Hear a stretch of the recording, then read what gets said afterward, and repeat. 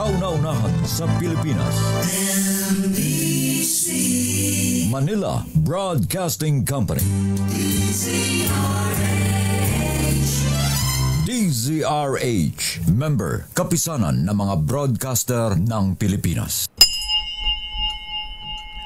Oras sa Bishop Joselito Cruz.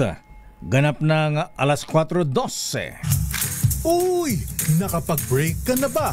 Nakapag-relax ka na ba? Saan ka man nagtatrabaho, mapa-opisina man o work from home o mula mismo sa pwesto, sasabayan namin ang break time mo. Sasabayan namin ng mga balita at komentaryo, mga panayam ng mga taong viral ngayon. DZRH Break Time!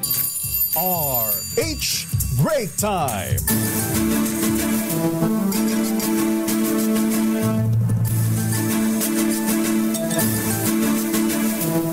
Magandang hapon, Pilipinas. Ako po si Deo Macalma. At habol si Mr. Corpus. At narito ang headlines ng ating mga balita ngayong araw ng Miyerkules, Simbang Baclaran at 13 ng buwan ng Agosto.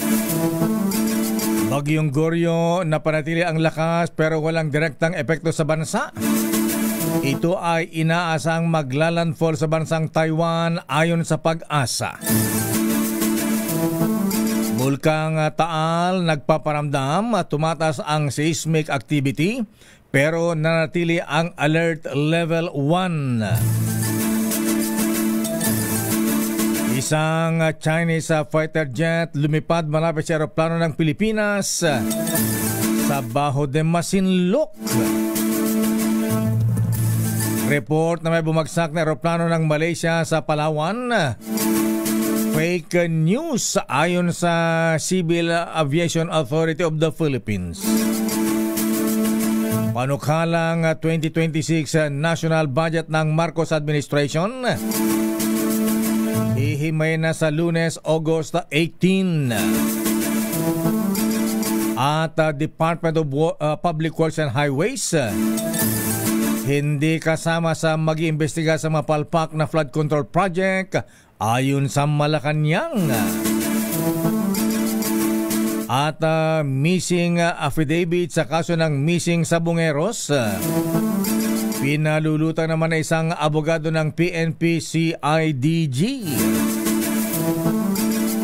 At truck na sumalpok sa pampasaherong jeepney sa Batangas. Isa ang patay, 10 ang sugatan. Yung truck driver na tumakas na aresto na.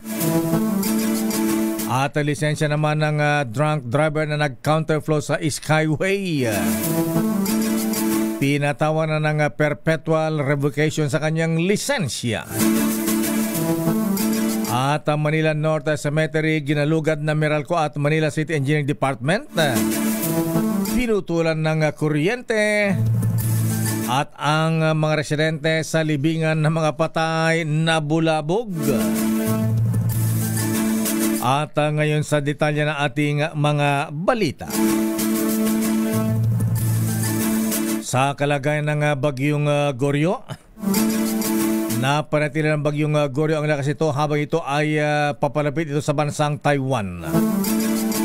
Sabi ng Pag-asa, hindi nito palalakasin ang hanging habagat kundi hahatakin lamang. Ibig sabihin, wala itong direktang epekto sa kalagayan ng panahon sa bansa. Maliban na lamang sa probinsya ng Batanes kung saan nakataas ang public storm signal. Nasa ilalim sa signal number 2 ang bayan ng Itbayat sa Batanes. Habang ilang pang bahagi ng probinsya ay nasa ilalim naman ng signal number 1. Namata ng bagyong Goryo sa layo 160 kilometro sa silangang bahagi ng Itbayat, Batanes. Taglay nito ang napakalakas. Malakas na hangin aabot sa 155 kilometro malapit sa gitna. At may gustiness o bugso na 215 kph. Wow! At kumikilos pa kanluran sa bilis na 25 kilometro sa direksyon naman ng bansang Taiwan. Batay sa forecast ng Pag-asa, inaasahang lalabas ng par ang bagyong Goryo ngayong hapon o kaya ay mamayang gabi at inaasa namang maglalandfall sa Taiwan.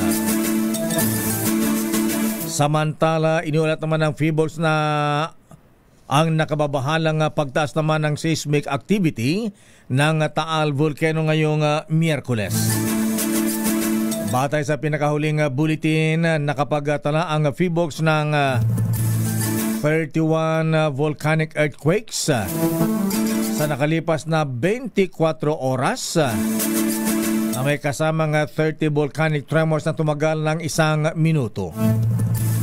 Batay sa inilabas na advisory noong August 10, sinabi ng Feebles na nakapagtala ang sila ng nakapagtala ang may istasyon ng Taal Volcano Network ng pagtaas ng real-time seismic energy measurement ng bulkan. At nananatili naman ang alert level 1 ang Taal Volcano. Indikasyon na mababa lamang ang level ng unrest o pag-aalburuto ng bulkan.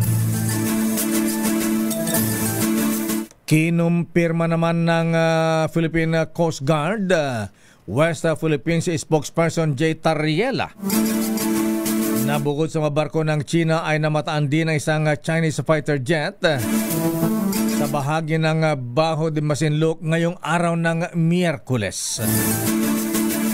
Ang kay Commodore Tarriela, nagsagawa ng dangerous maneuver ang Chinese fighter jet sa eroplano ng Philippine Coast Guard sa layong 200 feet. Wow! Ito ay habang nagsasagawa ng maritime domain awareness sa ating karagatan. Namataan din ang dalawang Chinese Navy warships at 4 na Chinese Coast Guard ships sa West Philippine Sea. Matapos silang araw ng banggaan naman ng dalawa nilang barko sa kaparehong lugar. Matapos nilang tangkaing salpukin ang isang barko ng Philippine Coast Guard. Samantala, itinanggi naman ng Civil Aviation Authority of the Philippines sa CAAP ang kumakalat na report naman ay pagbagsak ng isang